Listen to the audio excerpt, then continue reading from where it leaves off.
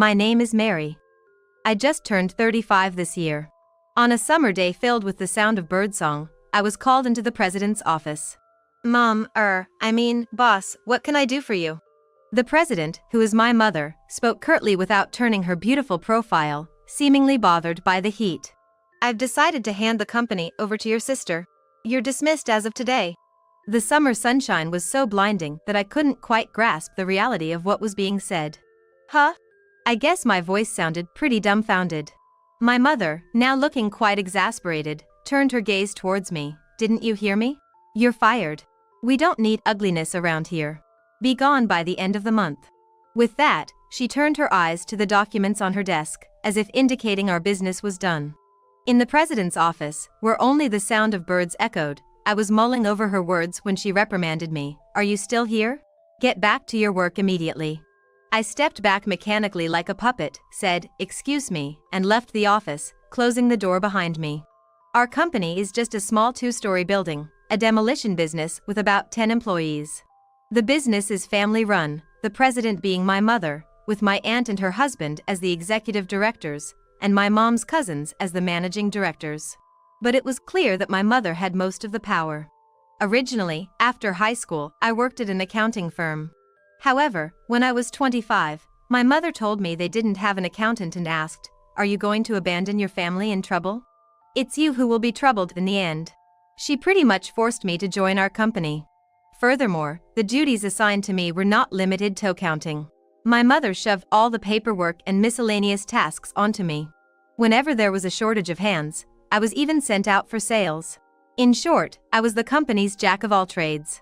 Still, to not be a burden on others, I worked hard from morning till night, and somehow managed to get the work done over the past 10 years.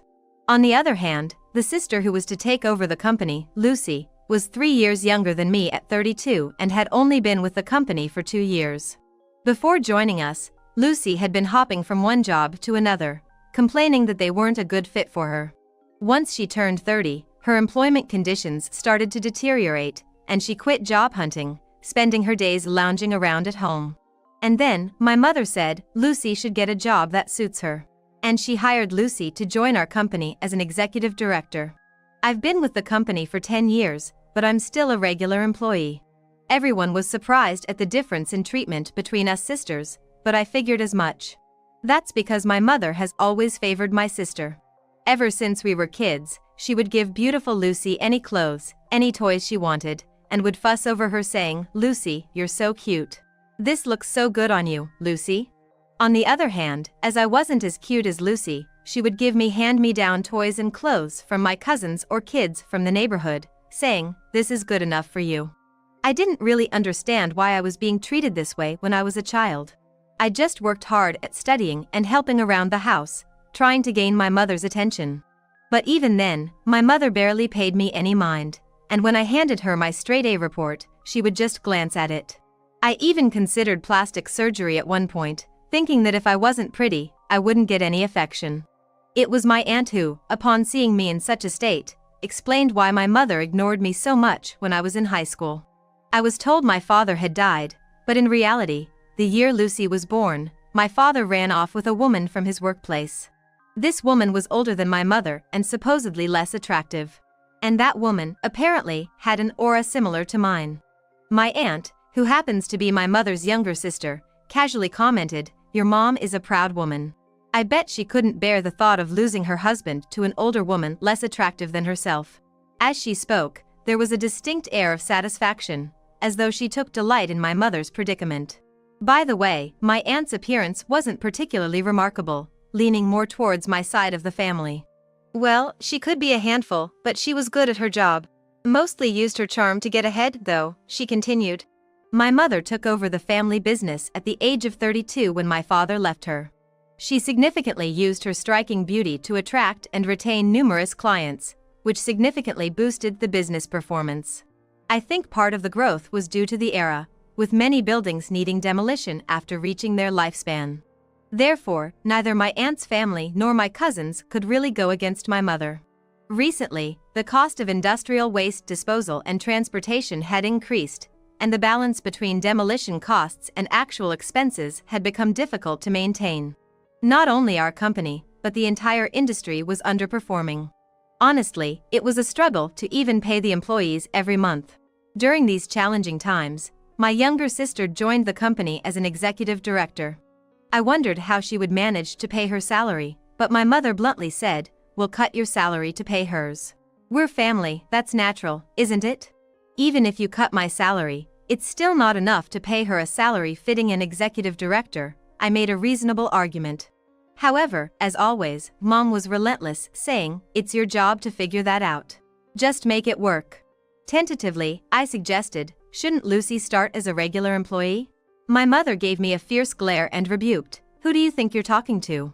This isn't something for someone like you to interfere with." At that time, we were all living under the same roof.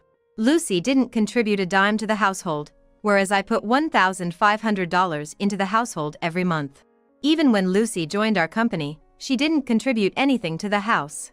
Since I was young, I had been helping around the house for my busy mother, and naturally did the household chores, whereas Lucy did nothing as if it was the norm. "Hey sis, is dinner ready yet?" Lucy would call to ask about dinner when I was working overtime. When I told her to make something for herself because I was working, Lucy said, "What? I don't know what to make. The kitchen is your sanctuary, right? I don't want to get scolded for using it without permission. You got mad at me for that before." She never attempted to cook, using that past incident as an excuse. Lucy never cleaned up after herself and never put things back where they belonged. She was still holding a grudge for the time I scolded her for that. Rather, she was just using that as an excuse to not do anything. I often had to reluctantly come home to prepare dinner, then head back to the office to continue working. My mother usually didn't cook dinner either. Even when I prepared meals, she often just ate out, choosing whatever she felt like eating. However, lately, as my mother frequently went out for business meals with Lucy, I had less need to cook dinner. But the increase in entertainment expenses was causing a new headache. My mother, now 63, was starting to complain more often about various aches and pains, and the effects of drinking heavily. It was during such a time that I was called into the CEO's office and told, "I'm handing the company over to Lucy. You, who are not as attractive, are fired." I could understand the decision to hand over the company to Lucy from my mother's past actions. After all, Lucy was 32. The same age my mother was when she became the CEO. Perhaps my mother thought that if the timing was right, Lucy could use her beauty to get work done just like she did. However, I could not accept being fired due to my appearance. Even if my salary was redirected to Lucy, I didn't see the merit in it. When I consulted my aunt, it seemed that the news of Lucy becoming the CEO had already spread among the employees. However, the news of me being fired was news to my aunt as well. After pondering for a bit, my aunt said, "Well, I don't quite understand, but it seems like Lucy has been saying behind the scenes that she doesn't like the fact that even if she tells everyone she's going to do something at the company, everyone says it's okay because they'll ask Mary for help. Maybe that's part of the reason?" "No, but that's only because everyone stopped asking Lucy because she only does sloppy work, right?" Indeed, Lucy was utterly incompetent at her job. She always missed deadlines, made mistakes on the phone, and made many typographical errors. Even though she had some working experience, she seemed completely unaware of her lack of ability, perhaps because her beauty had always led to men covering up for her. She had never reflected on her actions. My aunt, understanding this point, said, "Well, that's true. But I think she sees you as a nuisance." Continuing on, she lamented, "But I never thought they would fire you. Without you, the company won't be able to function." She sighed, seeming troubled, but didn't go to argue with my mother because she knew she couldn't win. I felt utterly disgusted that I was related by blood to this utterly unreliable aunt. "Well, basically, I'm hated by both my mother and my sister, right?" I said in a dark voice, to which my aunt, not knowing what to say, responded, "Well, my sister is indeed terrible. But don't you think you'd be better off working somewhere else given all the skills you have? It's a waste to stay here." She suggested I quit. In her eyes, a faintly kind light of kinship glowed. I stood in the car, bathed in the red glow of the summer twilight, staring blankly at the distant mirage, and felt a sense of release. Maybe it's okay now. And then, I turned to my aunt and said, "You're right," with a broad smile on my face. It was the first time since I joined the company that I'd smiled so refreshingly.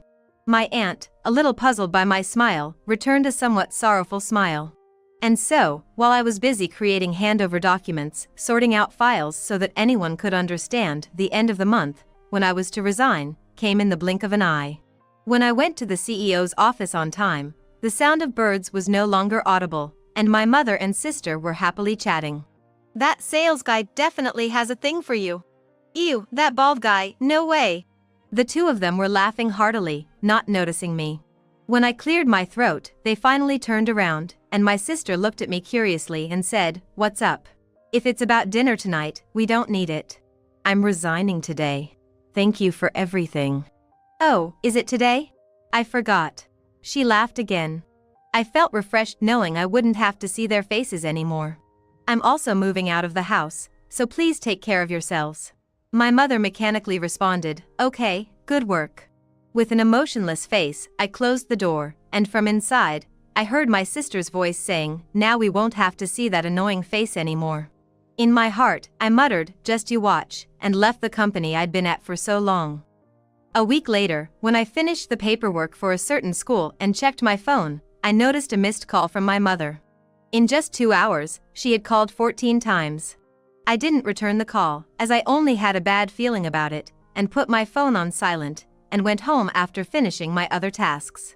The missed calls from my mother kept increasing, and when I checked the next morning, there were a total of 80 missed calls. The last call was after 2 a.m. I didn't consider calling her back at all. To me, she was now nothing more than a stranger, and I had no desire whatsoever to hear her voice. I even had fleeting thoughts that if I heard her voice, I might find myself obeying her words. After all, I had been under her control for 35 long years. I ignored her phone calls with all my might, aiming to break free from her spell. I could have blocked her calls, but I thought if something happened, they might serve as evidence of her actions, so I allowed the calls to come through. For a while, I was receiving nearly 100 calls daily. At first, I hated even looking at the incoming calls, but gradually as I got used to it, I felt a sense of satisfaction imagining my mother's face struggling with each unanswered call. I finally realized just how terribly she had treated me. A year passed by in this manner. By then, the calls from my mother had ceased, and I was in a state where I had no clue what was happening with her.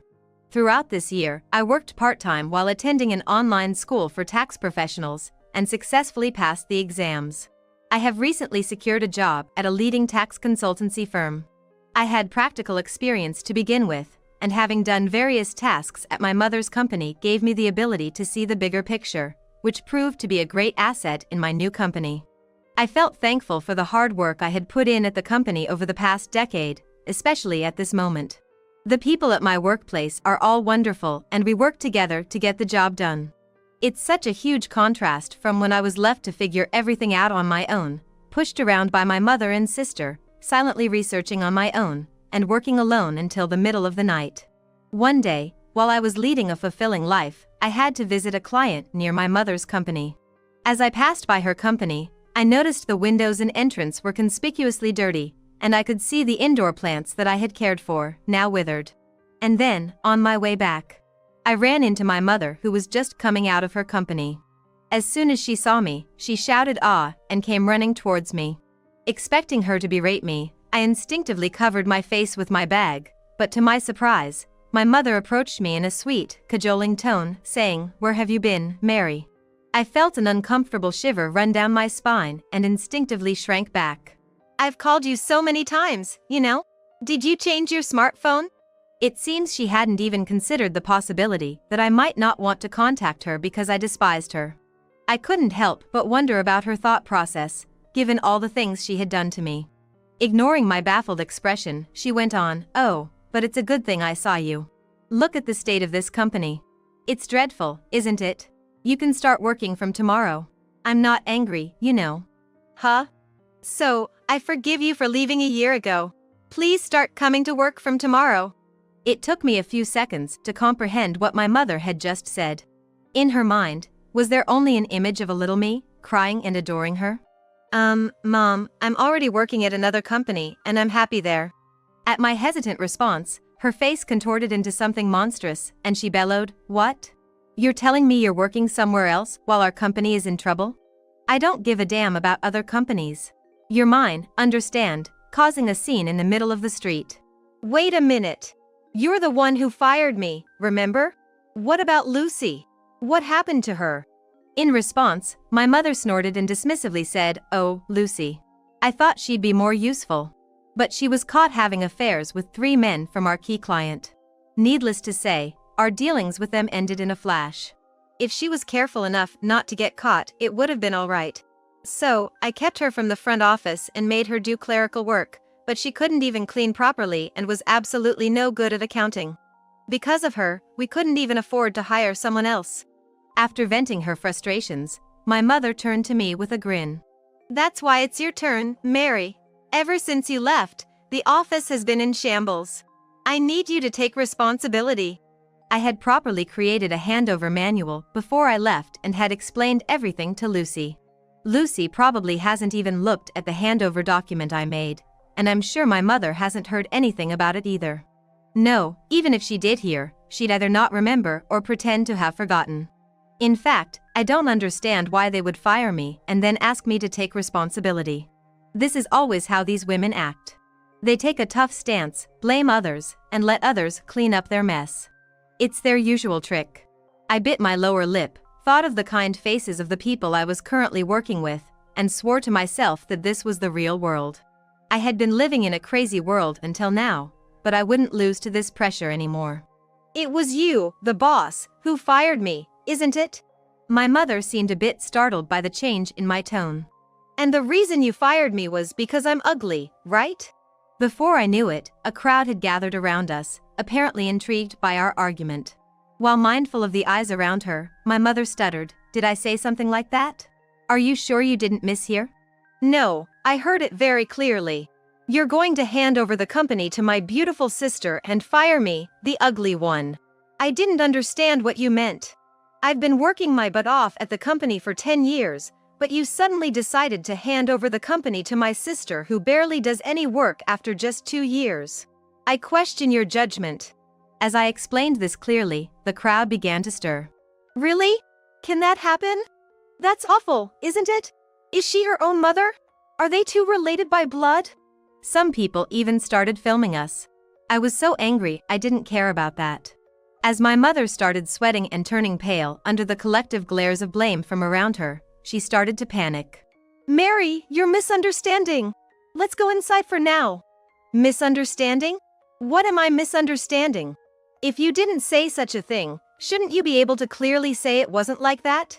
When my mother fell silent, the people around us started to say, "Oh, she's silent. So it's true. That's unbelievable."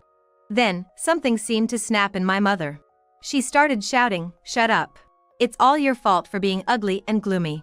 Ugly people should know their place and obediently do what beautiful people say. That's all you're good for." People around us were taken aback by her outrageous behavior and began to upload their videos quickly. "The ugly woman obeys the beautiful woman." The thumbnail headlines were like that. The video went viral to my mother's clients, and she was soon told to cease all transactions with all companies. It seems that in the year after I left the company, they were engaged in a lot of shady activities, like fraudulent registration and tampering with the accounting books. So, when the video spread, everyone seemed happy to distance themselves. Naturally, the company went bankrupt, and my mother and sister, who had lost their source of income, once came to my apartment, but of course I didn't open the door. In the end, they moved to a 45-year-old apartment with no bath, living in fear of their creditors, working part-time. Because my sister always tried to take it easy by flirting with the male employees due to her beauty, she was disliked by her fellow part-timers and had to change her part-time job frequently.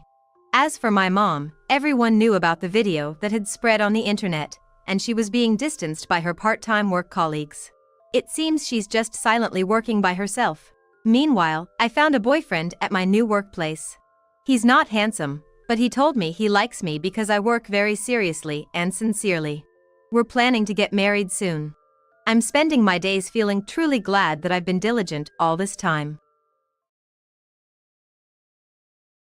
Now that the heir is born, you're of no use to me. Leave the kid and get out. We don't have the luxury to provide for a freeloader." David's words left me feeling dizzy. All this time, I had been working hard for David. But all that awaited me were his harsh words, treating me like an object. Just because he's my husband doesn't mean he gets a free pass for everything. David crossed a line that should never be crossed as a human being and a husband. That is something I can never forgive. Slowly, I could feel my feelings for David cooling. What remained was nothing but resentment towards David. That's why I decided to make David's life a living hell. My name is Karen Connolly, a 38-year-old homemaker. I live with my husband David. David's family runs a well-known resort hotel. Currently, my father-in-law manages the business, but David is next in line. David is busy every day trying to become a competent manager. Of course, I fully understand how challenging it is to be a business owner. Thus, I had been striving every day to support David as his wife in the future. In the midst of this, I became pregnant with David's child. David has no siblings, and since this child is our first, if it's a boy, he would definitely be David's successor. When David heard the news of my pregnancy, he was overjoyed. "Finally, I'm going to have a child. You must give birth to a boy." I couldn't sleep well out of worry because we didn't have an heir. His words seemed to suggest that a child of any other gender wouldn't be valuable. It took us a while to have a child, and before we knew it, I was already 38. Whether or not we could have another child was uncertain. Maybe he said it unconsciously, but David's words weighed heavily on my heart. I must give birth to a boy. But what if it's a girl? Overwhelmed by such fears, I attended regular health checkups. David never once accompanied me to these checkups. Of course, he's busy with work and often out of the house, but even on his days off, David would just relax at home and never offered to drive me to the hospital. Alone, battling my fears, I went to a regular checkup that day. Then, it was confirmed that I was pregnant with a boy. In that moment, I felt as if a weight had been lifted off my shoulders. I had successfully become pregnant with a boy. From then on, I did my best to ensure a healthy birth. I thoroughly researched prenatal nutrition, and even when morning sickness took away my appetite, I forced myself to eat nutrient-rich meals for the sake of having a healthy baby boy. Absolutely, give birth to a healthy boy, because he's going to be my successor. If a child with any problems is born, our hotel won't be able to continue running. You have a big responsibility. Every now and then, David would put this pressure on me. Each time he said such things, it felt like a heavy burden was being placed on my shoulders. The thought of our child not being born healthy terrified me. But at the same time, I felt guilty towards the baby in my womb. As a mother, no matter what kind of child is born, I should love them. Yet somewhere inside me, I harbored feelings like, "You must be born with a healthy body." Towards my unborn child, I felt as if I was projecting my own burdens. Whether it was due to mental stress or not, my health continued to decline. My morning sickness was so severe, I often found myself throwing up shortly after eating. According to my in-laws' belief that family should dine together, David always made sure to be home for dinner after finishing his work. The usual routine was him eating the dinner I prepared, then relaxing afterwards. But lately, as soon as I eat dinner, I feel a wave of nausea and end up rushing to the bathroom, hand over my mouth. It's been happening more and more. Seeing this, whether out of annoyance or concern, David always sighs and says, "Again? Getting all dramatic about how sick you feel just ticks me off. I get it, pregnancy is tough, right? But doesn't that seem a bit over the top? Women all around the world go through the same struggles and get over it just fine. Why can't you handle it like everyone else? You lack a sense of responsibility as a wife." I'm sorry. David scolded me almost daily. After throwing up, the fatigue was already unbearable. Yet, when I came back, I'd be showered with harsh words from David.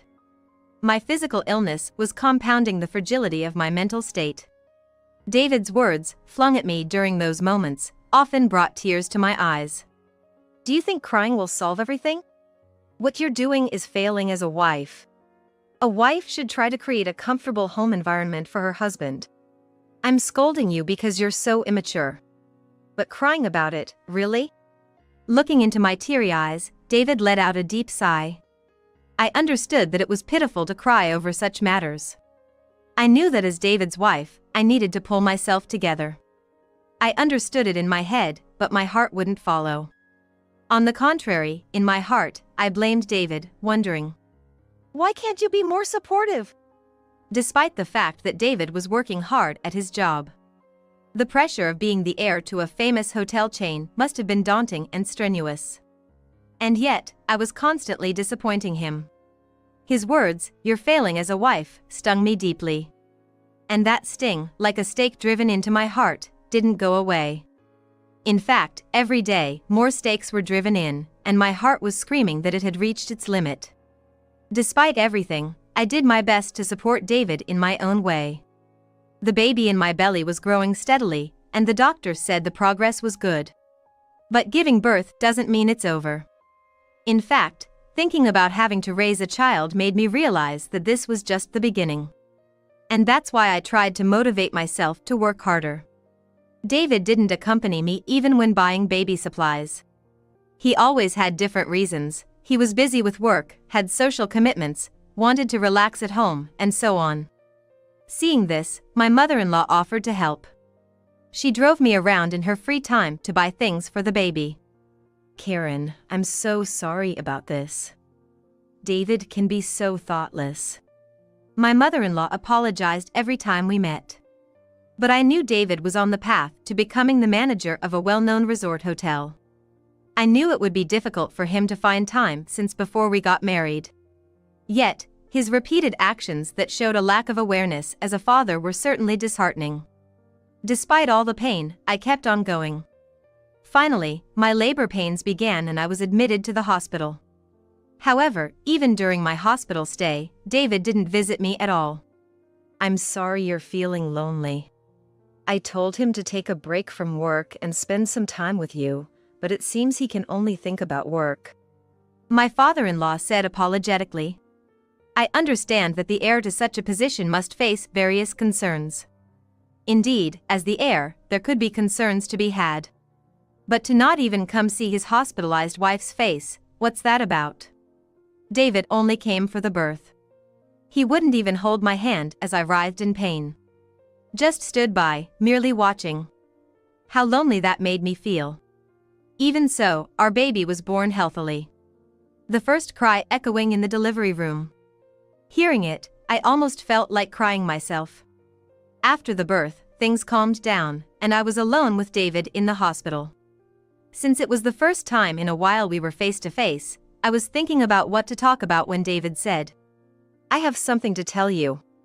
As I cocked my head, wondering what it could be, David began to speak. And then he said something outrageous. "Now that the heir is born, you're of no use to me. Leave the kid and get out. We don't have the luxury to provide for a freeloader." I felt dizzy at David's words. Of no use? Leave the kid and get out? Freeloader? What is David saying? I've been trying so hard for David's sake. I felt like something I had been holding onto for years was slowly slipping away. It was my love for David. Seeing him smiling smugly after betraying me so cruelly, anger began to well up within me. I won't feel satisfied until I thoroughly bring David down. I will do everything I can to make sure of it. With that resolve, I decided to take action. If that's the case, fine. On the day of discharge, I'll leave the kid and go, okay? I asked with a smile. David widened his eyes, perhaps not expecting me to agree so readily. Of course, I wasn't just saying those words for the sake of it. I truly believed it would be okay to do so. That's a relief you're quick to decide. Don't worry, I'll explain everything to our folks. After we get home, let's go through the attorney for the divorce proceedings. David, who initially seemed surprised, realized I was serious, breathed a sigh of relief, and said that with a smile. Of course, I didn't say that without a plan. Rather, I was convinced that by doing this, I could surely give David a nightmare. David didn't come to see me at all until the day of my discharge. He didn't even participate in the workshops planned by the hospital. While I had expected as much, I couldn't help but smile at his thoughtlessness. David really doesn't think things through. After a while, the day of my discharge finally arrived. I came back home carrying the baby. Then there it was, paperwork from the lawyer that David must have prepared in advance. Can you fill them out quickly? Don't tell me you've changed your mind. I'm all set to get a divorce. I won't say anything like that. I put the baby to sleep, feeling irked by David's words, and quickly filled out the paperwork. David had already filled in the parts he needed to, so the papers were soon completed. Well then, goodbye. Thank you for everything, I said. Then, I returned to my room, took only the bare minimum of my belongings, and left the house. Then, I decided to stay at my parents' house for a while. Seeing me arrive with nothing but the clothes on my back, my parents were worried. But as I explained that I had my own reasons for everything, they said nothing and served me a warm meal. After spending a pleasant time with my parents, the night grew late, and I decided to go to bed. Being quite tired, I was able to fall into a deep sleep immediately. But a few hours later, I was jolted awake by the shrill sound of my smartphone. Rubbing the sleep out of my eyes and checking my phone, it showed more than 30 missed calls from David. There were also numerous messages pleading me to answer the phone, making it apparent that he was in a dire situation. David seemed more cornered than I thought. I almost laughed in satisfaction, but held it in. Wondering what the situation was, I decided to call him back. Hello, is that you, Karen? It's Karen, right? Please, help me with the baby. David began explaining the current state of affairs. After I left, David had tried to take care of the baby himself, gathering whatever information he could. But parenting isn't something you can just wing with knowledge alone. Plus, our baby was just born. It was undoubtedly demanding. David, who had never shown any interest in housework or the baby except as a means to secure his heir, was clearly unfit to be a parent. As I expected, David started to lose his nerve almost immediately. Exhausted, he went to sleep only to be woken up by the baby's crying. Although he was aware of the concept of crying at night, the reality exceeded David's expectations. Even when he finally got the baby to sleep, the crying would soon start again, disturbing his sleep. David seemed at his wits' end, unable to get a break from the relentless responsibility. Please, come back home now. I didn't know it was this tough. I realized I can't do it without you. I'll forget about the divorce. Come back home now? Forget about the divorce? That's ridiculous. It's not to my benefit at all. It's actually a loss for me. But David kept repeating desperately. Come back. I can't do it without you. If I still had feelings for the old David, I would have probably responded to these pleas. But I didn't give a damn about David now. I had no intention of reaching out to him. Sorry, but you need to give up. We just can't be together, no matter what. We're divorced, we're no longer a couple. I'm already being nice by answering your calls. Really, I couldn't care less. I was sure that no matter what he proposed, I would never consider going back to David. But David kept desperately trying to hold on to me. Despite the fact that he hadn't done anything for me when I was having a tough pregnancy. Even more, he had left all the childcare and its necessities to me. He didn't even come to see me when I was in the hospital. But when it came to the baby, he wanted to claim it as his own and kick me out. A sigh escaped my lips at David's audacity. Why did I ever marry such a man? Where did I go wrong?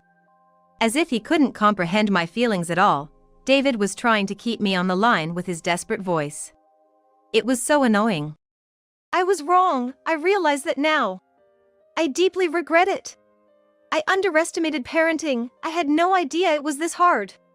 I need you, Karen. No matter how many times I say, I will never go back. Or, we are divorced.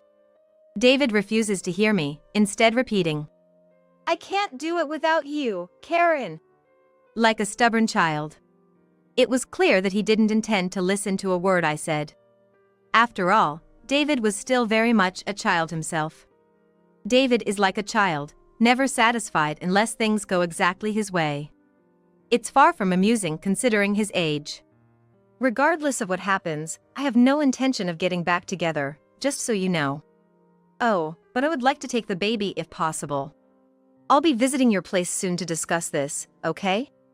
Even though he's David's child, a good-for-nothing man, I still love my baby. If David ends up having custody, I'm certain the child will suffer in the future. I returned to my parents' house to create a suitable environment to raise the child. You're coming over? Even though I clearly said, I want to take the baby, he seemed to only pick up on the part about me visiting, brightening his tone, which annoyed me. But I had no intention of going to get my child without a plan. For the sake of my child, I was going to retrieve him today at noon, and to prepare, I messaged certain individuals. I honestly wasn't expecting things to go smoothly, but when I explained the entire situation, these people got so angry, even through text, and said they'd go over to David's house right away. With that, all the necessary players were in place. Now, all I had to do was go to David's house. Realizing dawn had broken, I got ready and headed to David's. When I arrived, I noticed shoes that weren't David's by the entrance. Impressed by their promptness, I entered the house. There was David, sitting upright, surrounded by my in-laws. Upon noticing me, my mother-in-law acknowledged my presence and gestured for me to sit on the sofa. David stared at me as if pleading for help. Yes, the people I had called were my in-laws. I told my in-laws everything that had happened. My in-laws were absolutely furious at David's actions. As soon as they hung up the phone, they rushed over to David's, saying, "We won't rest until we've given him a good talking to." Apparently, when they arrived at the house, David was sleeping with earplugs in, the baby was crying loudly, and the house was in a mess. All this chaos after just one day without me.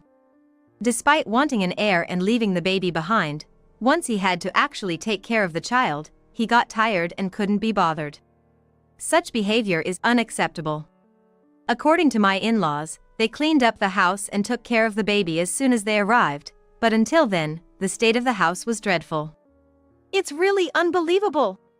He can't live properly on his own, yet he treated Karen, who supported him all this time, so poorly and ended up kicking her out of the house. My father-in-law sighed at David's inexcusably outrageous behavior. What David did is beyond forgiveness. If he was going to kick me out, he should at least be capable of handling the basic necessities of life on his own. But until the very end, he was dependent on me, and he kicked me out without a word of thanks. I'm truly sorry for what my son has done. I can't apologize enough to you, Karen. I will make sure David reflects on his actions, so please, find it in your heart to forgive him. With that, my mother-in-law glared at David. David reacted with a display of annoyance, exclaiming, "Come on, Mom!" Seeing David quietly submit in front of his parents, I couldn't help but chuckle. He was meek as a lamb. A stark contrast to the bullying attitude he had when it was just the two of us, and his repeated disrespectful remarks. Enough! Apologize to Karen now. My father-in-law yelled, causing David to flinch. My father-in-law glared at David with a piercing gaze. Startled by this, David blurted out, I am truly sorry. I'll change, I promise. Please, forgive me." in apology. His demeanor was so comical that I nearly burst into laughter right there. Perhaps unable to bear the feeling of his pride being crushed, David's arms were shaking uncontrollably. When I inadvertently let out a chuckle, David looked up and glared at me, as if trying to intimidate me. Seeing this, my father-in-law asked in a stern tone, "David?" No matter how much David resisted, he couldn't go against his in-laws. After all, they could decide if he would be the next CEO or not at their whim. Being scolded by his father-in-law, David fell silent and just looked down. I didn't want to waste any more time on David. After discussing future plans with my in-laws, I left the house I had lived in for a long time, taking my son with me.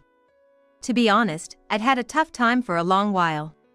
I was emotionally drained when I gave birth to my son. I can't afford to spend any more time for David. I have to lead my own life. I looked down at the face of the sleeping baby in my arms. A face that resembles both me and David. Yet, now I find my son truly adorable. Had I continued to live without peace of mind, I wouldn't have been able to see my child as cute. In retrospect, I'm glad I could settle various matters. Of course, David will likely suffer in the future. But that's no longer my concern. Subsequently, on the advice of my in-laws, I decided to demand alimony as a childcare from David. Initially, David was reluctant to pay the alimony, but under pressure from his in-laws, he reluctantly agreed. However, the condition was that his in-laws wouldn't help him out with the alimony payment. Most of the money David has is financial aid from his in-laws. That's why he threw a tantrum, saying he couldn't possibly pay hundreds of thousands in alimony by himself.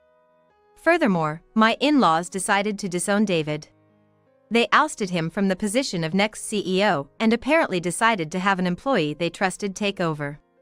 Having been cut off from his in-laws, and in debt from paying alimony, David is now struggling to make ends meet, doing odd jobs day and night. He seems to be trying to get in touch with me through mutual friends, but I had taken measures beforehand, so I should be fine. I later found a new house while raising my son at my parents' home. Luckily, it didn't take long to find a good house, so we moved in not long after and are now living just the two of us. I am currently working while sending my son to daycare, earning a living.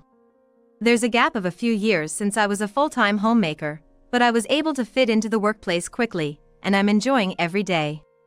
I had my fair share of struggles and hard times. But now, I'm quite happy.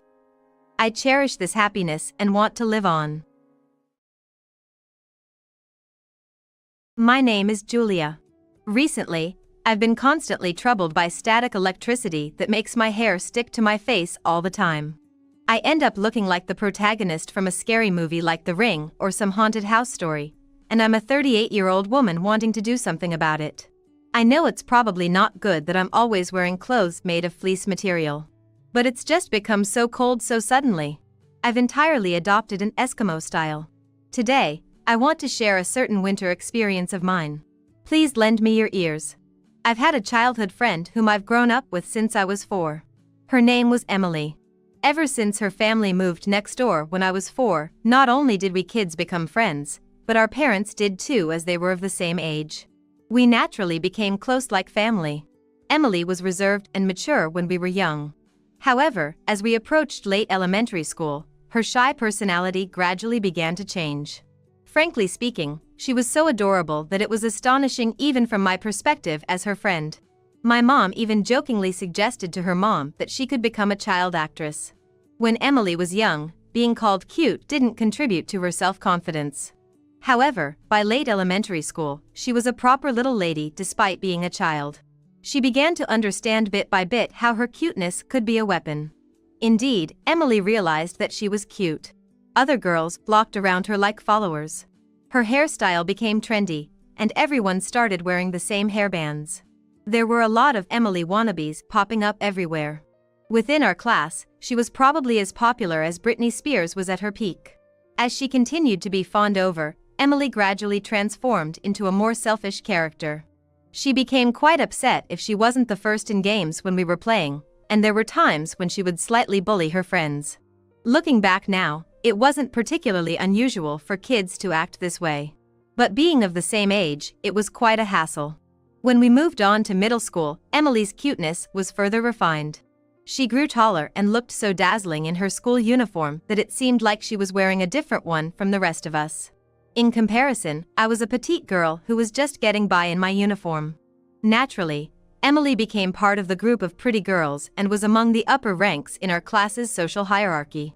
By this point, even the boys who used to laugh at Emily in elementary school, saying, "Everyone is copying your style, it's so lame," started changing their tone and sweet-talking her with phrases like, "Hey Emily." This was an age where each of us began to be conscious of the opposite sex.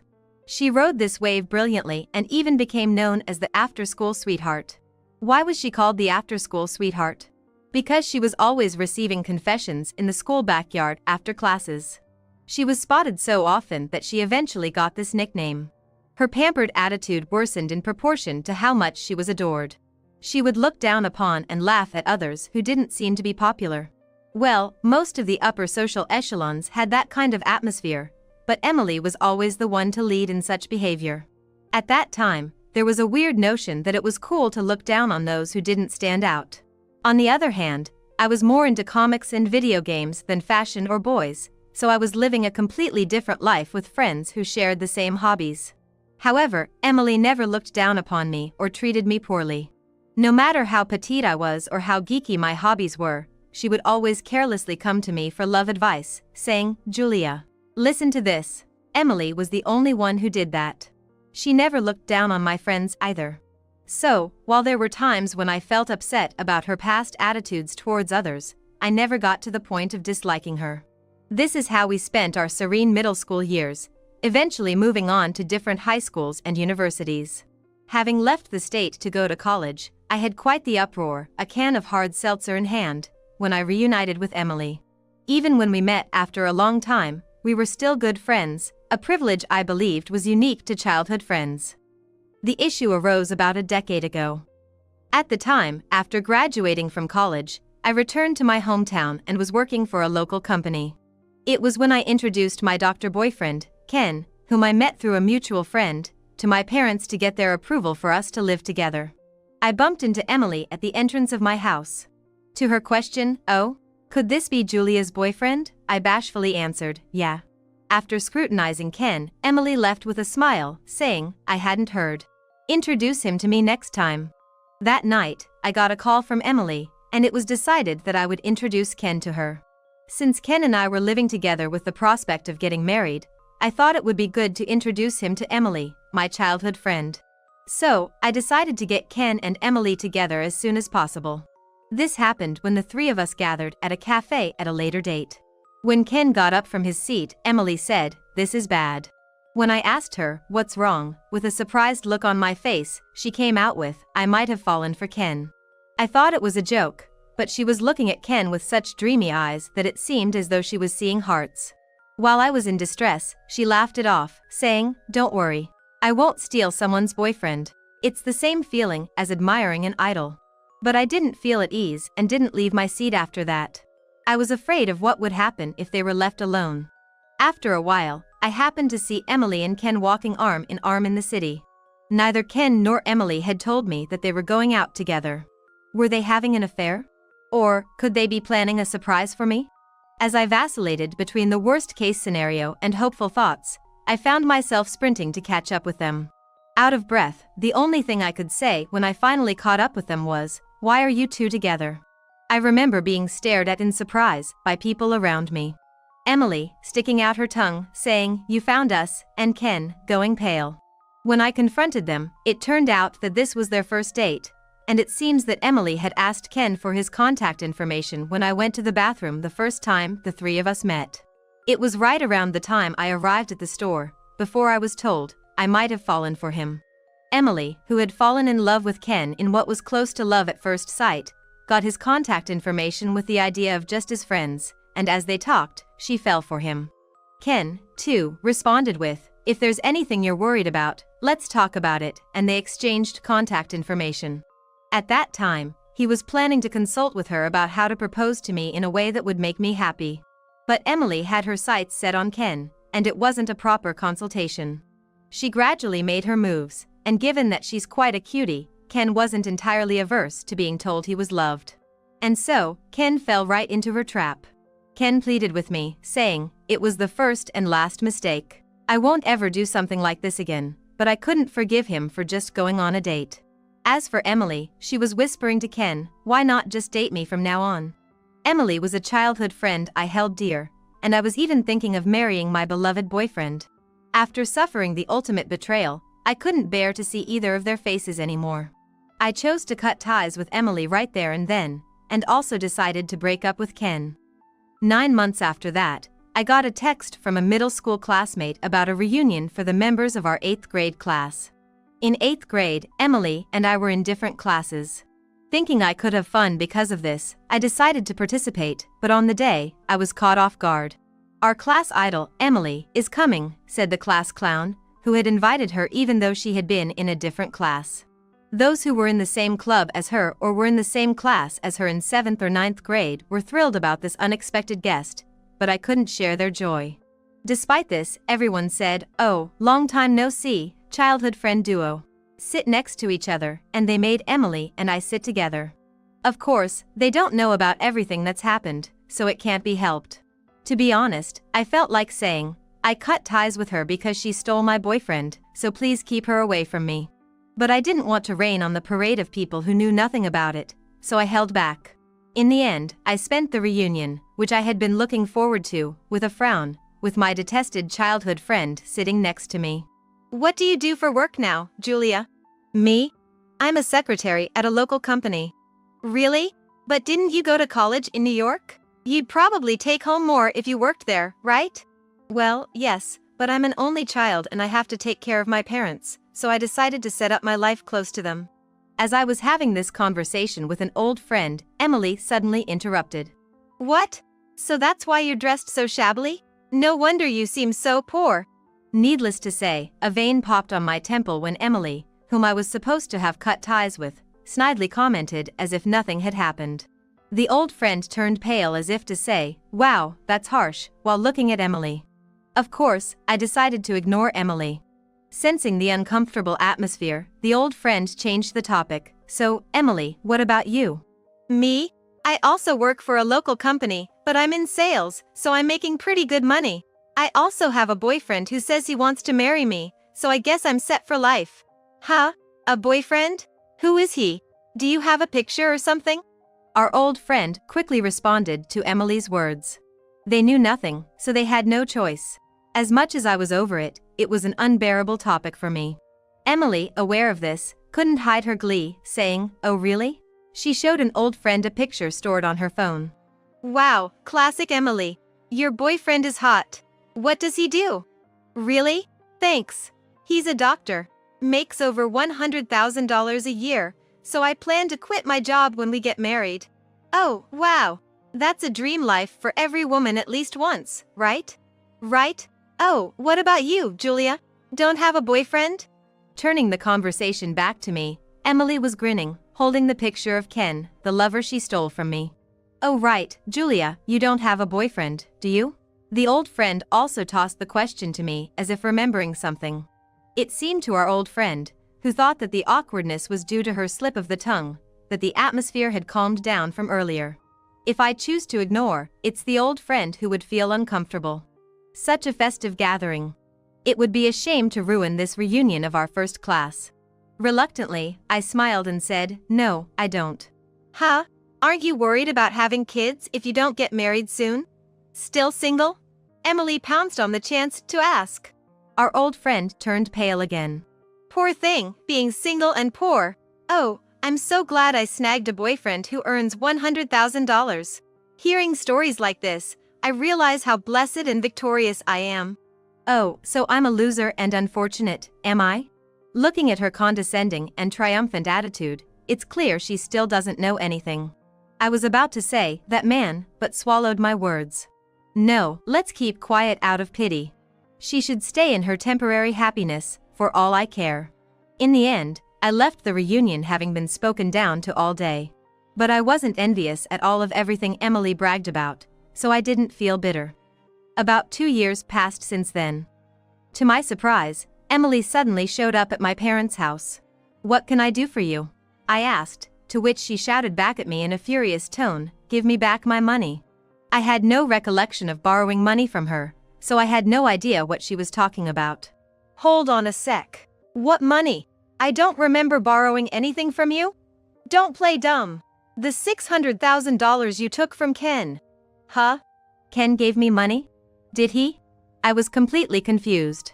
According to Emily, just as they were about to get married, Ken told her he had debts. Apparently, he blamed the debt on the reckless spending I did while we were dating. Because of that debt, he couldn't marry Emily.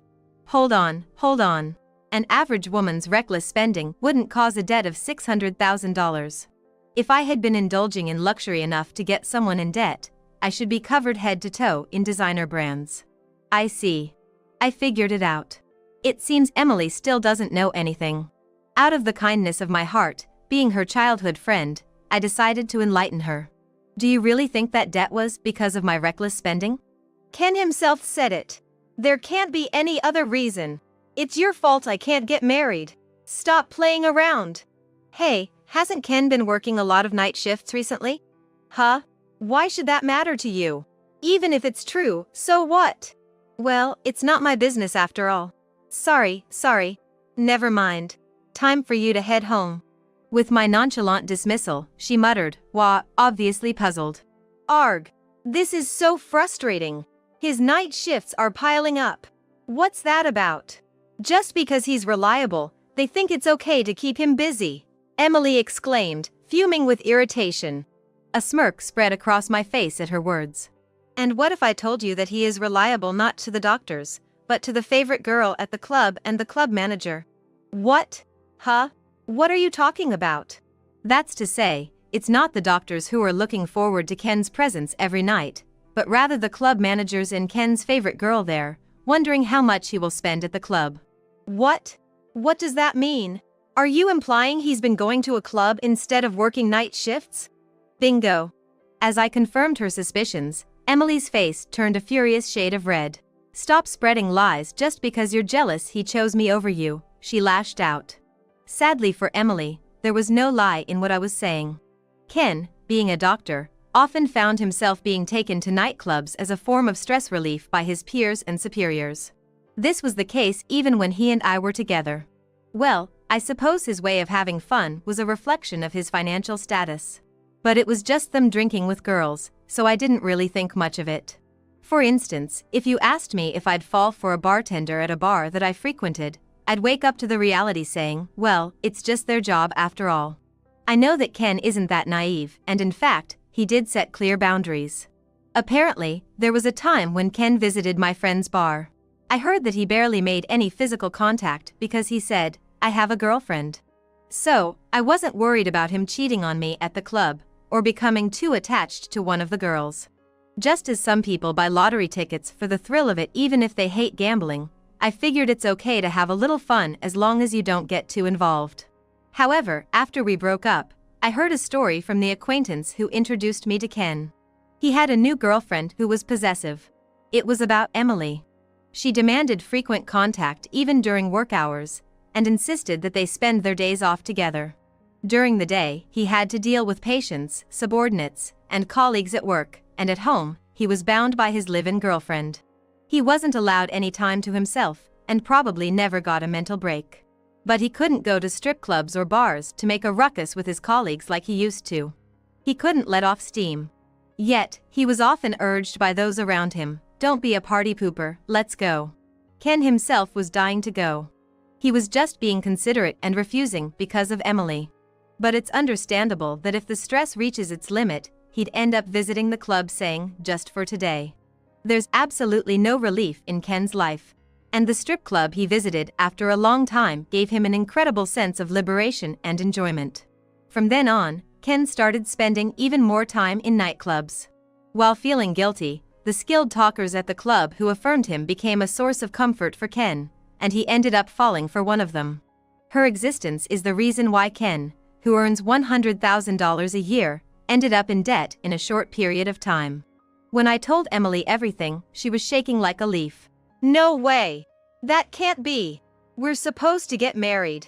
And of course I believe Ken, who promised me a future, rather than you, who broke off the relationship. Are you stupid? Emily didn't change her stance that I was the bad guy who ripped off money. That's a tough story. Ken is just a guy I've been dating for a few years, but I've known you since we were kids, even though we broke off the relationship. Okay, don't believe me if you don't want to. It's not gonna bother me. You can't expect me to believe this. It's such an obvious tall tale. Alright, I get it. But look at this, I said, showing her a particular video. It's obviously Ken, but if you're going to be that way, you don't have to believe it. Huh? Emily's voice raised in surprise as the video played. No surprise there. The video featured a plastered and jovial Ken, alongside a girl with extravagant curls. The lighting was dim, with notable purple lights. It was unmistakably a scene from some sort of club. The girl looked rather uncomfortable with the camera in her face, probably annoyed at being filmed. However, Ken was too drunk to even notice her discomfort, his face all puffed up and silly. Considering the cameraman was chuckling throughout, it's a wonder they didn't get thrown out. I guess they must have been spending a lot. Just goes to show why he's in debt. I received this video from a mutual friend who introduced me to Ken. I heard he's really going off the rails recently. You dodged a bullet breaking up with him, he said. This friend happens to be a med school graduate. Both the cameraman and Ken are his friends, and he seemed to have received this video as some kind of joke. That's how it ended up with me. Man, it's scary how there are cameras everywhere these days. I don't think his debt is the reason he can't get married. With his income, he should be able to pay it off if he really tried. Maybe the real reason is that he's taken a liking to this girl? When I gave Emily a sly grin and said that, she screamed no way, with teary eyes. But, he said he was going to marry me. I'm already past 30, I need to get married soon. This can't be happening. Well, if you stop worrying about income and stuff, there's plenty of other men out there, right? You're a catch, Emily. Shut up. There's no way I would settle for a man beneath my level. That's why high-level men find low-level reasons to avoid marrying you. Huh? When Emily looked puzzled, I said, if you don't raise your standards in all aspects, you'll keep ending up in the same situation, regardless of who you're with. Shut up. What would a poor, single woman like you know? I've worked my way up to this point with marriage as my goal. You don't understand my struggles. She's been bossy and demanding ever since she stole Ken from me. I guess some people never change. Okay, I get it. Honestly, I couldn't care less. I'm getting married, so I don't care about old boyfriends or being single. Now, I really need to head over to my boyfriend's place. Can you leave already? I just came here to pack up for moving. It's my boyfriend's birthday today, and I need to get back and cook him a feast. When I said that with a stern face and waving her off, Emily screamed, "What?" Then, from next door, Emily's mother came out saying, I thought I recognized that voice. Emily, what are you up to? Emily is currently living with Ken after leaving her parents' house. I guess she didn't inform them that she was coming here today. Mrs. Johnson, Emily took my ex-boyfriend and then mistakenly thought that I was the one who racked up his debt. Now, she's demanding me to pay it back. When I cried out like that, Emily's face went pale as a ghost. What are you talking about? Wah. Emily, is this true? What did you do to Julia? Come here right now. I need to hear this. Emily, who was about to argue with me, seemed to be utterly powerless against her mother. She didn't even get a chance to defend herself before her mother dragged her back inside. Afterwards, it goes without saying that we could hear her mother's furious scolding from Emily's house. Later, after I got back to my boyfriend's place, my mom told me, Emily's mom brought her over to apologize. Apparently, Emily was severely scolded, her eyes all swollen from crying. My mom had no idea about what happened between Ken, Emily, and me, so she was quite surprised the whole time. Well, Emily's mom is a former karate champion, so it's really scary when she gets angry. I myself have had my share of scolding from her for some petty mischief when I was little, and I remember crying and regretting it. After this, Emily was told by her parents, "We won't approve of your marriage to a man who easily changes women," and she ended up breaking up with Ken. In the end, she was told by her mother to straighten up her act, and she was stripped of everything, from her savings to her clothes. She was also told that the money she earned from work, except for the rent, utilities, and living expenses determined by her mother, would have to go back to her family home for the next 10 years. She wasn't allowed to go back to her parents' house for the time being, and was set up in an apartment with no bath, shared toilet, and was about 30 years old with a dark history, and was told to live there for a while to cool off. A classmate who happened to see Emily said, "She used to be so cute, but she looked like a different person with heavy bags under her eyes." Her mother is keeping an eye on her regularly, so she won't be able to do anything bad. Given the circumstances, even a cute girl like Emily can't even think about dating. Just because she took my boyfriend, she seems to have distanced herself from any new encounters. Meanwhile, I married my new boyfriend as planned and had a son. Cleaning up the front entrance every day when he comes home covered in mud is a bit of a hassle, but I also feel joy in his daily growth. If I said I never thought about what would have happened if I had married Ken, it would be a lie, but I think I made the right choice with this life. Being a doctor's wife, having home parties regularly, it seemed very stiff, you know? I'm now a wife of a regular businessman, but for me, the ordinary is just right and very calming. Actually, I realized as an adult that being ordinary is also hard. I pray that our family can continue to be ordinary. I can't stand single-parent households, especially those with only the mother. They live easy lives off of tax exemptions and welfare benefits, all courtesy of the government. The owner, with his unilateral prejudice, blames us without even understanding the country's system. But I know who you really are. My name is Lisa. A 37-year-old woman who received a jar full of earthworms and pill bugs from my young daughter for my birthday, with her saying, "It's a gift for Mom." They were all collected from our backyard. I was happy with her love, but how should a mother who dislikes bugs deal with this? Just like me, you like bugs in your childhood, but in the future, I bet you'll faint at the sight of these. Of course, I couldn't voice these thoughts. Parenting is a daily struggle. Such words hit home. It's deeply moving to think that my mother might have felt the same way raising me. I don't have a father. I was told he started a new family elsewhere right after I was born. Thanks to him, I don't even remember what my father looks like. Well, I don't really want to remember such a deadbeat father anyway. Despite our financial struggles, my mother, with the help of my grandparents, managed to raise me and even ensured I got to go to college. During my childhood, my mother was often busy and wasn't able to spend a lot of time with me.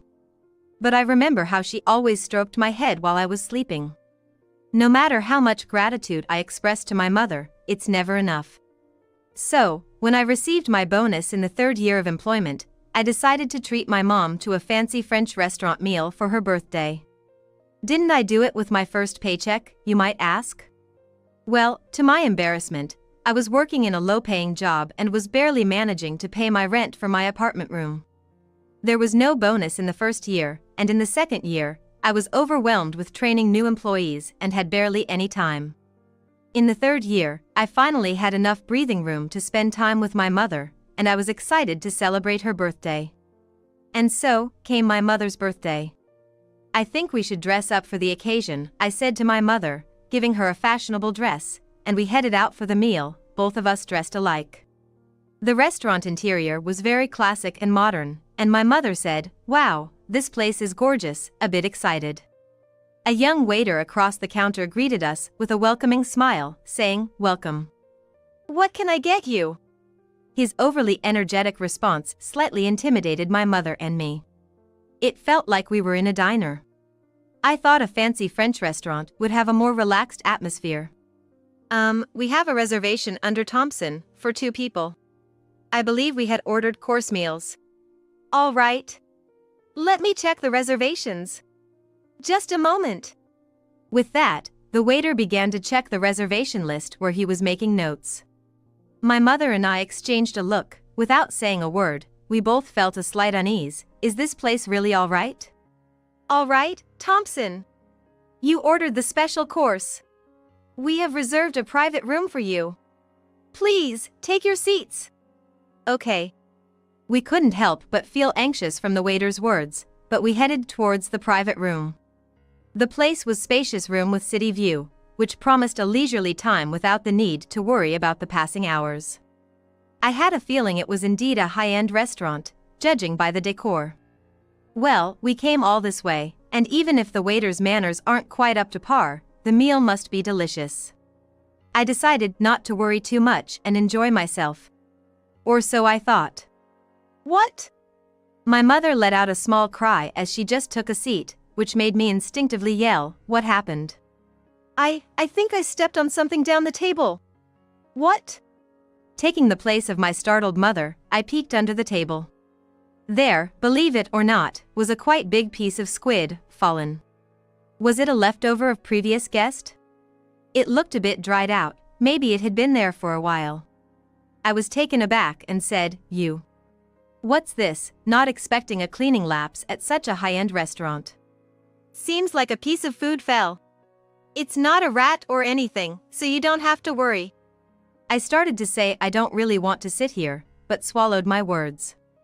Was it better to cancel our reservation and go somewhere else since it's a special occasion like a birthday? But my mother was looking forward to eating French food for the first time in a while, and could we even get a reservation at another fancy place at this point? As I was pondering these thoughts for a few seconds, the sliding door swung open, and the waiter from earlier appeared, saying, "Wow, we got a couple of beauties here. How old are you? Got a boyfriend? I'm gonna take your drink orders now." The waiter, all smiles, seemed completely unaware of his inappropriate behavior, prompting our drink orders, and I was left contemplating whether to leave. This was the only chance to flee. Excuse me, but there's a piece of food under the table. I decided to bring up the restaurant's failure first since there could be a cancellation fee if we cancelled on the day. Even high-end restaurants are run by humans and mistakes are bound to happen. So I brought up the cleaning issue, rather a slightly apologetic one, assuming they wouldn't charge a cancellation fee once they realized their own fault. Or so I thought. Oh, our dad, well, the owner. It's only the owner and me working here, so these things happen occasionally. But rest assured, our taste is first-rate. The response was a surprising brush-off. And this man, he wasn't just a waiter, he was the owner's son. What kind of upbringing did he have? He didn't speak politely or show any consideration. Well, I don't think it's about whether you're running this place just two of you or not. Anyway, what's your relationship? Huh? We're mother and daughter. Oh, your father's not with you? We're a single-parent family, but I don't think that's relevant right now. Before I could finish my complaint, he interrupted me. Huh? A single-parent family? Yes. He let out a sigh and held his head. Just wait a moment. Dad. Leaving the sliding door open, he went off to the back where the owner was presumably preparing meals. After a short while, the owner and the son came back to us. This woman, tempting men and even having a child irresponsibly. The owner pointed at my mother with his chin and said this as soon as he started speaking. The unexpected words left me and my mother bewildered, not knowing what he was talking about. I really can't stand single-parent families, you know. Women playing around with men, getting married on a whim, popping out a kid, and then divorcing at the drop of a hat. And on top of all that, they soak up all sorts of support from the government as the vulnerable. It's just unbelievable. Disgusting parent and child. Sorry about that. My dad here, he hates single-parent families the most. He apologized for his father's words, but his face was full of smirks, showing no signs of sincere apology. Wait, why do we have to listen to your baseless accusations? What do you know about my mom? She didn't become a single mother or give birth to me out of some frivolous circumstances. In my frustration, I raised my voice. My mother gently tugged at my arm. Come on, let's go home. Looking back now, I should have taken her advice and left the store without a word. But I was so upset by the harsh words directed at my mother, I blurted out to the owner, "Apologize." The fact that we might lose our deposit seemed insignificant given my fury. I was livid, perhaps even rash. Shut your trap. This isn't your place to make a scene. He roared, and with all things, he was not targeting me but grasped my mother's collar tightly, attempting to drag her out of the restaurant. In response to my mother's scream, I yelled, "Stop it," and tried to block his path, but was brushed aside. My mother stumbled, the high heels she was excited to wear for the first time in a while slipped off, and the tips of her stockings tore. In her desperate struggle, her neatly arranged hair came undone. Let go of my mother. My mother too struggled fiercely, her hand accidentally hit his glasses, knocking them off. Startled, the owner released my mother and yelled, "Damn, that was close. What would you have done if you'd hit me in the eye?" My mother was completely terrified, clutching onto me with trembling hands. Seeing her state, her son scoffed, "You're a mess," and took out his phone to snap a picture. Truly an incorrigible father and son. I just hate single parents. Especially single mothers who claim that they are socially vulnerable and need support. That's the worst. It's outrageous that single parents are exempt from making Social Security contributions. If they worked hard, they wouldn't need any help. Single mothers who don't even properly pay their taxes should get out. They're a national disgrace. This man spewed his excessively biased beliefs and outrageous arguments at us, and even attempted to kick my mother. I protected her just in time, but the very thought of him trying to kick an elderly woman with frail bones was horrifying. By the way, my mother never used any of those Social Security contribution exemption benefits that he so despised, available to single-parent households. Back then, she wasn't knowledgeable about administrative matters, barely aware of such things. She never intended to rely on such systems and had just worked relentlessly. It wasn't the first time we've heard sarcastic remarks like single-parent households get a lot of exemptions, right, from those who misunderstand the situation, but this was the first time we faced such harsh abuse. In addition to financial struggles, there's plenty of discrimination and public scrutiny for being a single parent. Unfortunately, there aren't many people who understand that. We were frequently looked at with prejudice and disdain since my childhood, and I thought I had become used to it, but it was truly frustrating to encounter such a situation, especially on a day when I wanted to make my mother happy. Why should we have to listen to such words from people like these? I stared at the face of this man, whose glasses I had knocked off, and suddenly remembered the incident that day. You're the one who needs to get out. Huh? The man and his son were taken aback by my sudden counterattack. Why do I have to leave? The man asked. His son then grinned and said, "Dad, you didn't do anything wrong, did you?" His son was really nonchalant. It seemed like he thought I was bluffing. "Just you wait." I didn't answer his question, but instead took out my phone. Hello, is this the police? I'm the one who gave a witness statement about a theft the other day. Yes, that's right. I'm calling because the suspect is at Bon Appetit on 2nd Street. The police said they would immediately head to the scene, and I ended the call. Theft, the owner of the restaurant paled and yelled, "Don't make up stories." It's not a made-up story. You broke into a house nearby the other day, didn't you? I thought I recognized your face, and when I thought about it, you must be the burglar from that time. That's right, just about 2 weeks ago, when I went to a friend's house, I witnessed a man running away with belongings from a nearby house. I told the police about his features in detail, and they even created a sketch of him. The culprit had broken into the vacant house of a wealthy elderly person and stolen cash from a dresser before fleeing. He hasn't been caught yet. He was wearing glasses in the restaurant, so I didn't recognize him immediately, but I had the feeling that I had seen him somewhere before. When my mother scuffled with him and his glasses came off, and he glanced at us, I was certain he was the burglar. I don't know anything about it. I didn't do anything like that. The moment the man yelled, a police officer came from the nearby police station and surrounded him in no time. "Let's hear what you have to say," the officer said, ignoring the man who was shouting, "This is nonsense. You take back your statement. I'm not the criminal." If that's the case, why not go to the police station and prove your innocence? If you haven't done anything wrong, you won't get arrested. This has nothing to do with that. When the owner started shouting loudly, a police officer stepped in between us, suggesting calmly, "Why don't you come down to the station, just as she suggests?" "Shut up." The owner raised his voice and made a threatening gesture at the officer. "Interfering with an officer in the performance of our duties, huh?" smiled the female officer. Just like that, the guy was restrained by the officers, his arms held firmly at his sides. If he was really innocent, he should have just compiled and gone to the station. Now he's added another charge to his sheet. What an idiot.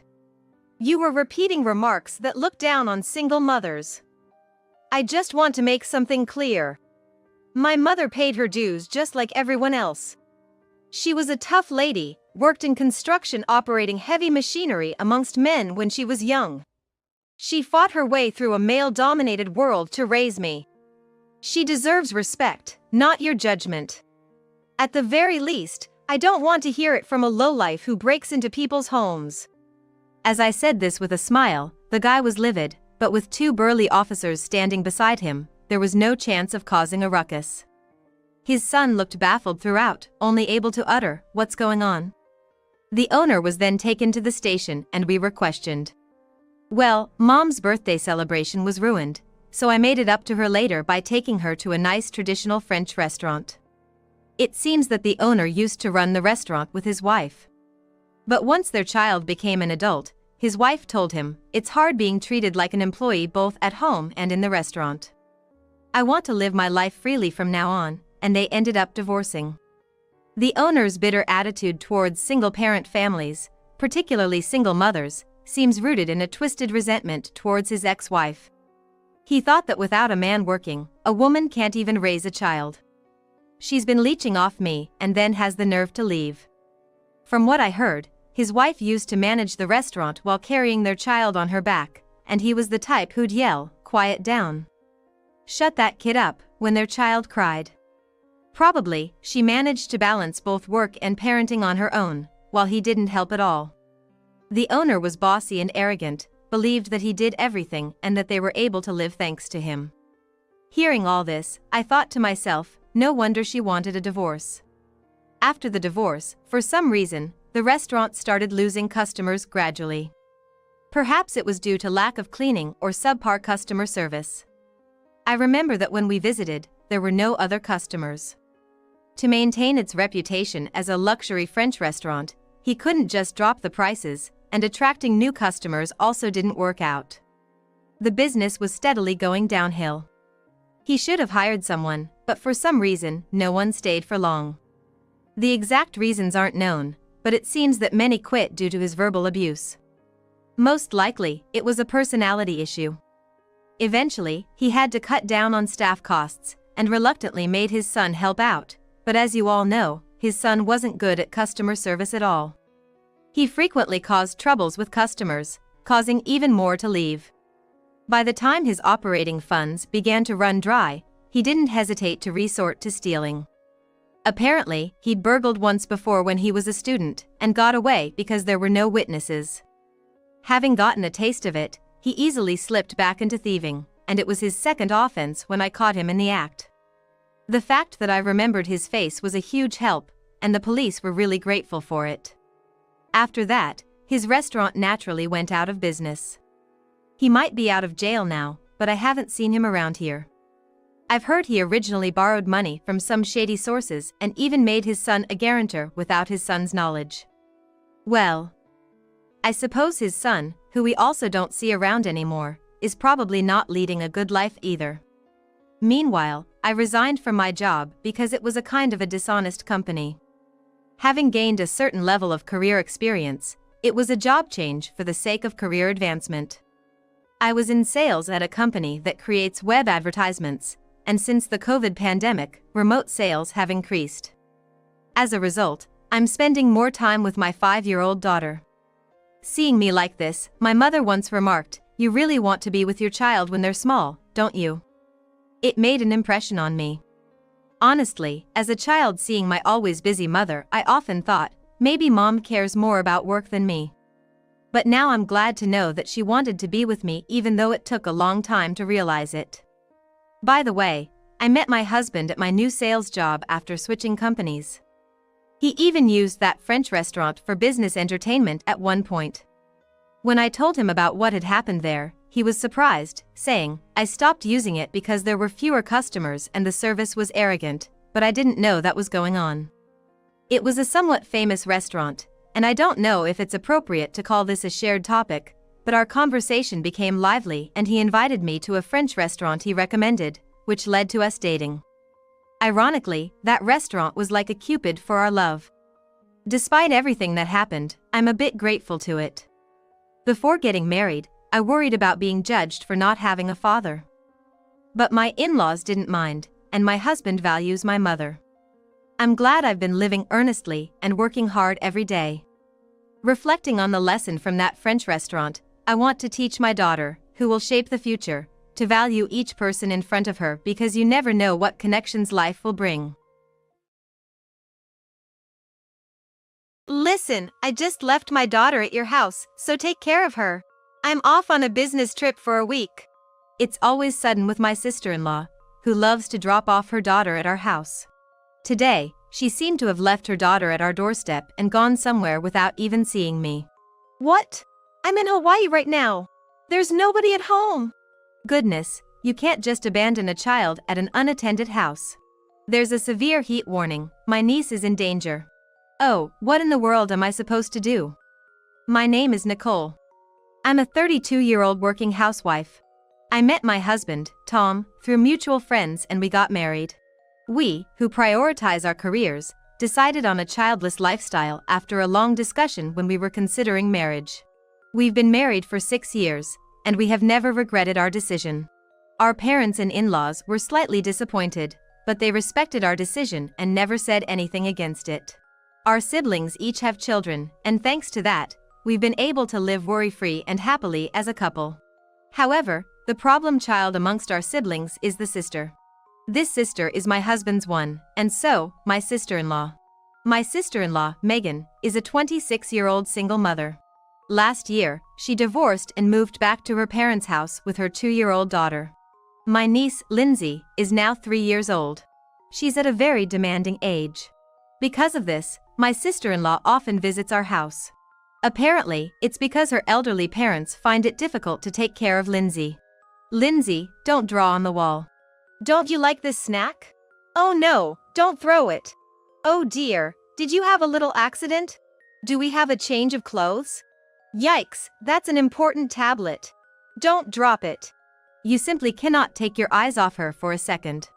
Yet, my sister-in-law is often lying on the couch, watching a movie with a drink in hand. I understand she's usually overwhelmed with child-rearing. But, completely leaving it to others, that's not acceptable, right? I don't have kids of my own, and I haven't spent much time with my brother's children either due to distance. And I'm the youngest sibling. To put it bluntly, I'm not good at taking care of children, it's not my forte. I can handle it occasionally. But, Nicole, could watch Lindsay until tomorrow evening? You're off work tomorrow, right? What? Megan, do you have something to do?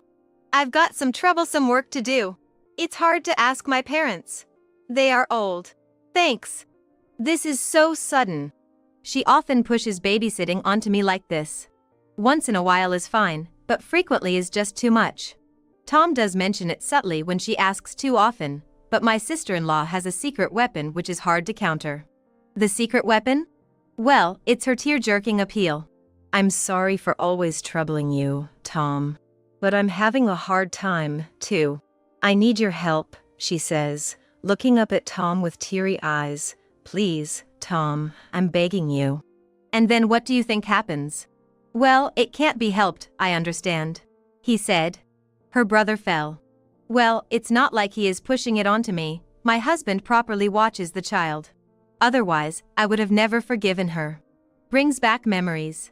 She looks exactly like my sister when she was young. My husband reminisces, squinting his eyes remembering the times when his younger sister was still a child. He doesn't want children, but if we have kids, he will surely show affection. That's just how my husband is. But, it's not like my husband can always take care of everything, which gives me a headache. Since my husband can work from home, he sometimes works at home even on holidays when he's busy. Today is exactly one of those days. I can't leave it to my husband who's working at home, so I am watching my niece by myself. Is it going to be like this until tomorrow? At least, while you're free watching TV, can't you take care of your own child? I asked, my face contorting, as my sister-in-law said, well, I'm going home, and left. Leaving her daughter behind, of course. Mommy, are you going home? Then Lindsay too. Mommy's going to work. You're in the way, so stay here. A harsh comment to her daughter who wanted to go home together, from my sister-in-law. Then, my sister-in-law quickly left, leaving behind her niece who was making a sad face. Isn't that a bit too much? While I was taken aback, my niece started crying in front of me. It wasn't a loud cry. She clung tightly to my clothes, her tears flowing as she bit her lips, trying to endure. Seeing her like that tugged at my heartstrings, and I couldn't help but hold her. Her tiny hand gripped my clothes tightly. You feel lonely, don't you? You want your mommy, don't you? She's so cute, yet I felt anger towards my sister-in-law for her cold attitude. Still, my sister-in-law might be suffering from parental stress. No matter how cute your own child is, you can get irritated and then feel guilty afterwards. My friend shared that with me. If my sister-in-law's coldness is due to that, I couldn't say anything. Even though I don't have a child, I'm trying my best to be of help to my sister-in-law, who's a mother. But my sister-in-law has a tendency to look down on me. Since you don't have a child, you wouldn't understand. Do you think you'll be liked by children with that attitude? I'm contributing to society by increasing the population. Those who can't contribute should keep quiet. My sister-in-law kept hitting where it hurts. There were times when my husband would admonish her, and there were times when he would get angry, but my sister-in-law didn't care. That's why people without children, she would say every time. Your brother is childless too, you know? My brother took care of me, his little sister. He has parenting experience. I doubt taking care of a little sister counts as parenting experience, but indeed, my husband does seem to be used to dealing with children. I feel frustrated at my inability to respond effectively. Even though my sister-in-law looks down on me, she often leaves her child to me. There are times when she would suddenly show up early in the morning, leave her niece, and quickly go somewhere else. Despite me telling her numerous times to let me know in advance, my sister-in-law didn't listen. If she were to let us know in advance, she might think that we would not open the door. I felt sorry for my niece who was always left behind by her mother, with tears in her eyes. On a certain midsummer day. This year is said to have a lot of extremely hot days, and indeed, there were too many hot days in a row. Unable to stand the intense heat, my husband and I came up with a plan. In the midst of that, a call from my sister-in-law. I have a bad feeling about this. Why is she calling my cell phone in the first place? Shouldn't she be calling her brother, my husband? While harboring a feeling of unease, I answered the call. Then, my sister-in-law, in a shrill voice, shouted, "Good morning. What are you doing? Still sleeping? It's already 7 in the morning, causing a headache." Holding my aching head, I listened to her talk with a heavy feeling. We've been up for a while. What do you want? Oh, you're awake. Then it's good timing. I thought you were sleeping because no one answered the intercom no matter how many times I rang it. What do you mean? I just left my daughter in front of your house. I'm going on a business trip for work from today for a week. What? What are you saying? So, I'm off on a business trip. Please watch my daughter for me. Wait, what about your parents? Huh? Oh, Dad's been feeling unwell because of the heat. He's in the hospital for a while. Now that she mentioned it, I remembered my husband saying something like that. Mom is busy accompanying him, so she can't watch my daughter. You don't have any kids, so you must have a lot of free time. So, I'd appreciate it if you could take care of her. Wait a minute. What now? I'm in a hurry. She has a change of clothes, so she'll be fine. Gotta go. But I'm in Hawaii. Huh? My shouting seemed to finally reach my sister-in-law. She had been babbling one-sidedly until then, but she finally stopped talking. What did you just say? Hawaii? Who's there? How? I mean, we're in Hawaii. We took some time off work to escape the heat in Arizona and we're here. What? How could you do that without telling me? And why would you go to Hawaii to escape the heat? Hawaii's temperature is around 86 degrees Fahrenheit. It's much more bearable than the extreme heat in Arizona, which is near 104 degrees. I don't care about that. Who gave you permission to go to Hawaii? We decided to go as a couple. We don't need anyone's permission, right? You should have asked me for permission. My response should have been, why should I care? But, unable to say so, I swallowed my words as my sister-in-law mumbled something. What am I supposed to do? Do about what? I left my daughter in front of your house. Then you should go back and get her right away. What are you saying? I'm already at the train station. No, you need to go back. How can I? I'm about to go on a business trip. It's an important job. Did you just start to say vacation? Shut up. Just go home. Go back to Arizona and pick up my daughter. I can't. Do you know how long that takes? I don't care. Just go get my daughter right now. Hey, waita. Unbelievably, my sister-in-law abruptly ended the call. Holding my now silent cell phone, I stood stunned for a moment. Immediately after regaining my senses, the first thing I did, naturally, was to go get my husband. At this moment, it was noon in Hawaii. With a 3-hour time difference, she had mentioned it would be around 3 p.m. in Arizona. The outdoor temperature is likely very hot. In a rush, I checked the weather in Arizona and found today's forecast predicted a scorching 104 degrees Fahrenheit. This was bad, really bad. While going to call my husband, who was at the hotel pool, I made a call. A few days later, my husband and I found ourselves in a certain location. Of course, we had returned from Hawaii. Immediately after returning, we headed straight to this particular location. That's a famous spa resort. Armed with the information that they were here, we made this special trip. As we approached our targeted inn, who should come out but the very person we were looking for? I suddenly started running and blocked the person's path. Megan! Huh?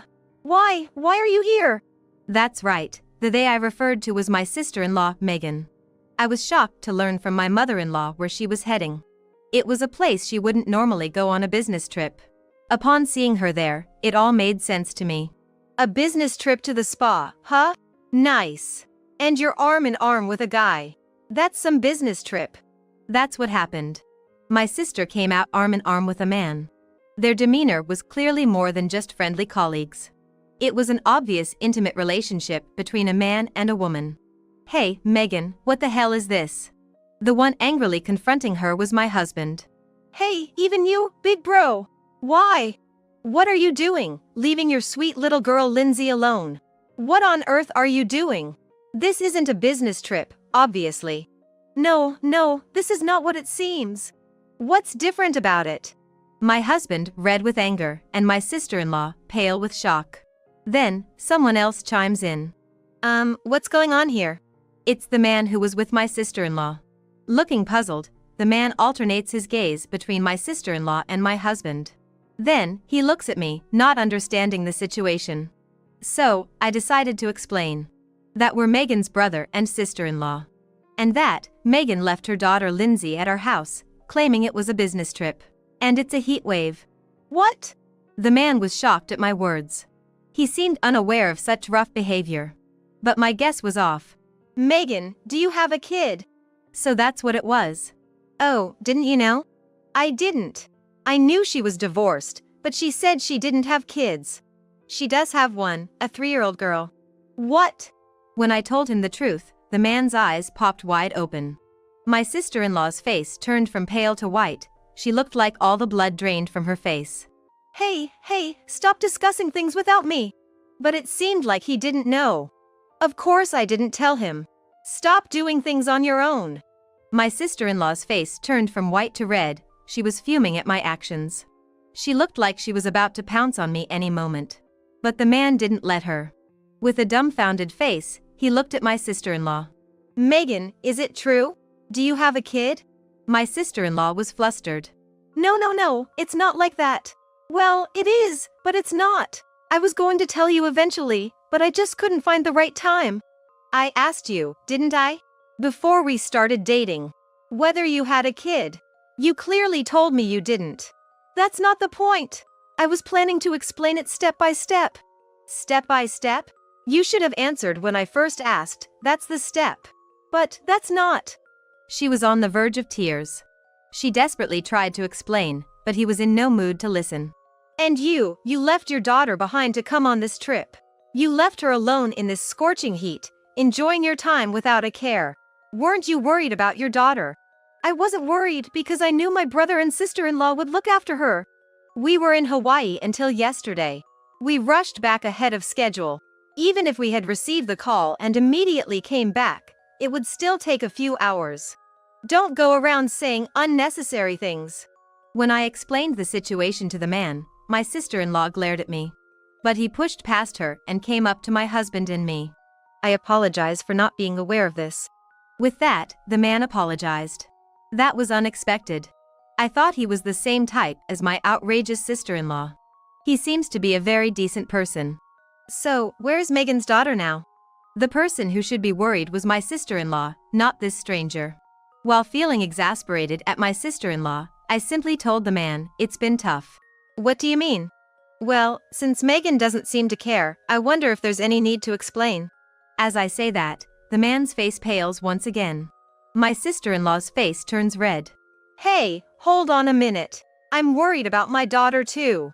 But because you guys are taking care of her. Even when we were in Hawaii, you left her alone. At my remark, my sister-in-law fell silent. The man looked at her in disbelief. Your father-in-law is in the hospital. Your mother-in-law is accompanying him. We were in Hawaii. The mother is on a trip. Now, what do you think happened to Lindsay? With that, I glared at my sister-in-law. The one who turned pale at that moment was the man. No way! There were no words to follow. Instead, my sister-in-law's scream dominated the scene. I don't care what happens to that burden of a child, she said, grinning. Megan, are you serious? Yeah, I am. Hey, it seems like I really have no children now, so let's date with the intent to marry. What a person. We are witnessing something unbelievable. My sister-in-law is delighted, even though her daughter might be in the worst situation. It's the worst. I gritted my teeth. Next to me, my husband was trembling with anger. Without caring about us, my sister-in-law reached out to the man. Hey, now that the nuisance is gone, let's enjoy the rest of our trip. Hey! It's no good, I can't stand it anymore. The moment I stepped forward to slap her, there was a sharp sound. It wasn't me. I hadn't laid a hand on her yet. It was the sound of a hand being slapped down. The man had slapped down the hand my sister-in-law had extended. Huh? She looked dumbfounded in surprise. The man gave her a cold look. That's enough, he said. Huh? That's it, we're breaking up. What? Wait, what are you saying? I've realized since we started dating, I'm just sick of your self-centeredness. Huh? By this, by that, I want to go here, I want to go there, everything is all about you. And a child. You even kept silent about having a kid. And you left her alone in the sweltering heat. That's just unacceptable. But the child is already... My sister-in-law, pale, tried to cling to the man. However, the hand she reached out was swatted away by him again. That's the worst part. If you were a loving single parent taking good care of your child, I might have accepted it. But what's this? You see the kid as a nuisance? You want to enjoy your trip without worrying? How could I possibly stay with a woman like that? My sister-in-law, her eyes wide open, her lips quivering. To her, the man declared, I didn't know you were such an outrageous woman. It's impossible for me to marry a woman who doesn't cherish her child. We're breaking up. We're done. Stay away from me forever. No. Wait, don't leave me. You're the one who abandoned your daughter, right? The man, yelling back at my sister-in-law trying to cling to him, turned his back on her and walked into the hotel. The man came out carrying his clothes and luggage while my sister-in-law stood in stunned silence. Without a glance at my sister-in-law, who was watching, the man apologized to us and left. No! After the man had disappeared from view for a while, my sister-in-law crumbled to the ground and sat down. No! He was the man I finally snagged! I thought I could live comfortably playing around. My sister-in-law slumped on the ground. Looking down at her with cold eyes are my husband and me. She got what she deserved. There couldn't be a more fitting phrase. You don't deserve to be a mother. We're going to consult a lawyer and take appropriate action. Don't ever step foot in our home again. My husband spat these words at my sobbing sister-in-law and then turned his back on her. I followed suit. Wait, what about Lindsay? What happened to her? She threw the question at our retreating backs. However, without looking back, I saw my sister-in-law, now a tearful mess, glaring at us. I simply said, well, and proceeded to follow my husband. Her screams echoed. After that, we banned my sister-in-law, who wouldn't be out of place being charged with parental neglect, from our house. A complicated legal process followed, resulting in a no-contact order. The things my sister-in-law had done were unforgivable, and her parents kept apologizing to us sincerely.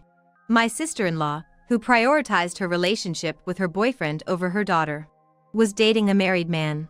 He had made all sorts of promises, but he turned out to be just as bad as her. In the end, the man's wife found out about the affair. With nowhere to go and in financial distress, my sister-in-law disappeared somewhere. We heard rumors that she was seen in the city at night, but nothing certain. I suspected that we would never meet my sister-in-law again. That's what I thought. But as for Lindsay, my niece. Hey, Aunt Nicole. What's this cake? She's very lively and enjoying life at our home. Actually, on that day when I was in Hawaii, after receiving a phone call from my sister-in-law, I hurriedly called my brother. Our home is a solid 2-hour drive from my brother's, but as it turned out, he was close by that day. A few hours before my sister-in-law's call, I had received a message from my brother, saying he was nearby on a family trip. He asked if we could meet, but I had just replied, "Sorry, we're in Hawaii." I dialed my brother and asked him to look after my niece. My brother agreed without hesitation, and hurried to our house, leaving his hotel early in the morning. Just 15 minutes after my call, my brother arrived at our house and safely picked up my niece. Apparently, she had been crying a lot in front of the house. I was relieved that my brother was nearby. Then, my husband and I hastily cut short our trip to Hawaii and returned home. We went to see my sister-in-law right away. My niece didn't seem to miss her at all, given that my sister-in-law had not been a good caregiver to begin with. Right now, my niece, eyes shining, is fixated on the cake on the table. To her, I say, "Today, we're celebrating." Celebrating? That's right. We're celebrating Lindsay becoming a part of our family. A part of your family? Yes. That means your uncle and I are going to be with you all the time. Really? At my words, my niece's eyes widened and a huge smile spread across her face. To her, I nod firmly. "We're looking forward to being with you, Lindsay." At that moment, she leapt into my arms and I hugged her tightly in return.